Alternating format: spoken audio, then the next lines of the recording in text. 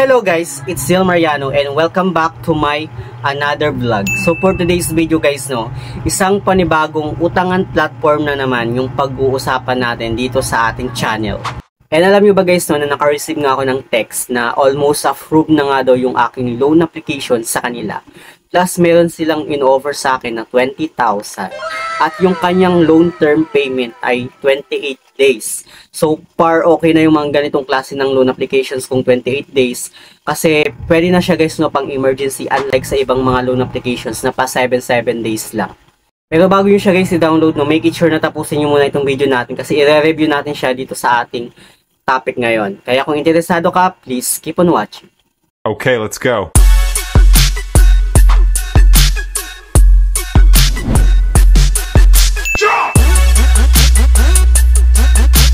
Anyway guys, hindi ako sponsor nitong loan applications na babanggitin ko dito sa ating topic ngayon. Ito ay based lang sa experience ko na nag-apply sa kanila. Na gusto ko lang i-share sa inyo para at least magkaroon tayo ng idea at aware tayo sa mga ganitong klase ng loan applications. So ayun nga guys, naka-receive nga ako ng text mula kay Soki Loan kung saan meron nga siyang almost approved na nga daw yung aking loan sa kanilang apps. Then, meron nga siyang in-offer sa akin na 20,000 at yung kanyang loan term daw is 28 days. So, in-open ko nga yung kanyang applications at i-share ko sa inyo kung paano nga ba ako nag-apply dito kay Soki Loan. So, nung in-open ko nga yung kanyang apps, guys, may hinihingi permission nga itong si Soki Loan kung saan kailangan nga natin i-allow or i-agree yung hinihingi permission like yung ating SMS logs, camera, locations, pati na rin guys yung ating permission to image. So, yun yung mga hinihingi permission nitong si Soki Loan. At dito nga guys, sa kanyang dashboard, makikita natin na may in-offer nga na 20,000 or up to 20,000 yung maximum loan amount na pwede nga nating mahiram dito kay Soki Loan. Pero for me guys, syempre kapag first time borrower ka pa lang, syempre mag-start ka muna sa mababang amount. So trinay ko nga guys mag-apply. Then mapupunta tayo guys sa kanyang phone number kung saan kailangan nating mag-provide ng cellphone number na gagamitin natin sa kanilang applications. Then, ilalagay lang din natin guys yung OTP code na ma-receive natin doon sa number na nilagay natin.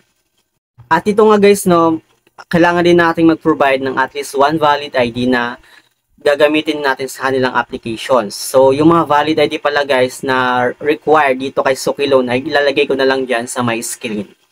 Then, ilalagay lang din natin guys yung ID number. And dito nga guys, sa personal information natin, kailangan natin pilapan guys yung ating first name, middle name, last name, birthday, gender, education level, marital status, children number, tsaka yung ating current address. So yung mapipilapan natin guys dito sa personal information. Pati guys yung monthly income natin, occupation, company name, email address, which is kailangan talaga guys na maglagay tayo ng ating email address dito kay Soki Loan. Then yung loan purpose natin, pero optional lang siya guys. Nakalagay dito optional. Pero nakulangan siguro ng 0, kaya optional siguro to. At dito naman guys, sa kanyang emergency contacts, kailangan nga daw nating maglagay ng at least 4 contact reference. Yung makakilala natin guys, pwede natin silang gawing contact reference dito sa kanilang applications. Then ilalagay lang din natin guys yung ating Facebook username. So after nun guys, mapupunta tayo dito sa kanilang withdrawal information kung saan maglalagay nga tayo ng ating withdrawal method like yung GCash natin, yung ating bank account, pwede din yun guys. Pwede rin guys yung cash pick up or PayMaya, GrabPay, yung mga yan guys.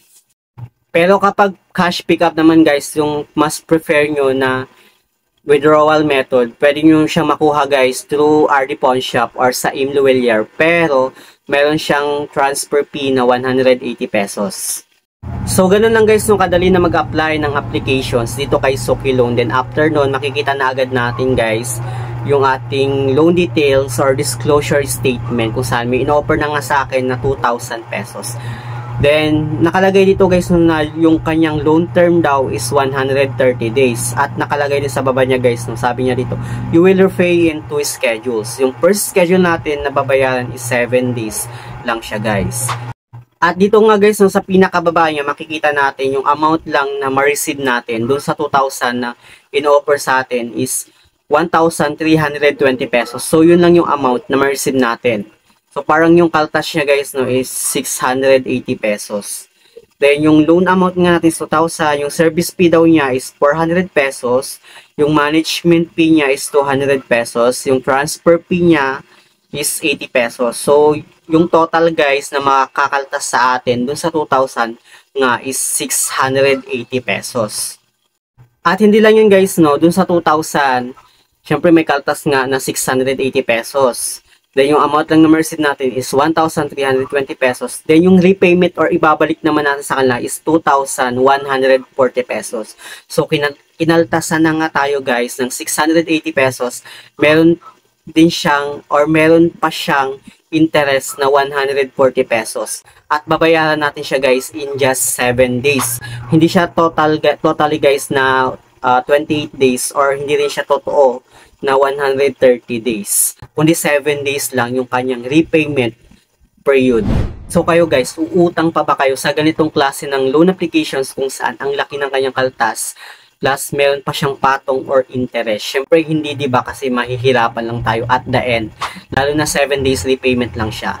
Ang tawag kasi dito guys na is panlilin lang, kung saan yun nga, naka-receive nga ako ng text at in-operan nga ako ng 28 days daw yung aking repayment period or yung kanyang long term, pero hindi naman pala. Doon pala, ang lalabas lang pala guys yung totoo doon sa mismo kanyang loan details. So dapat guys, no, maging aware tayo sa mga ganitong klase ng loan applications. Kaya if I were you guys, no, if ever na ma-encounter nyo itong si Suki Loan, huwag kayong umutang kasi hindi talaga siya okay at hindi rin siya recommended, hindi rin siya makakatulong sa inyo. Kahit sabi mong pang-emergency pa yan, mahihirapan lang kayo guys at the end of the day. The end of the day talaga. Sa lalo na 7 days repayment lang siya. So yun lang naman guys na yung ating topic for today's video. Sa mga hindi pa pala nakakapag-subscribe sa YouTube channel, please don't forget to like, share, and subscribe. Click the notification bell para updated ka lagi sa aking mga susunod na video. Thank you guys, thank you for watching, and see you on my next video. Bye!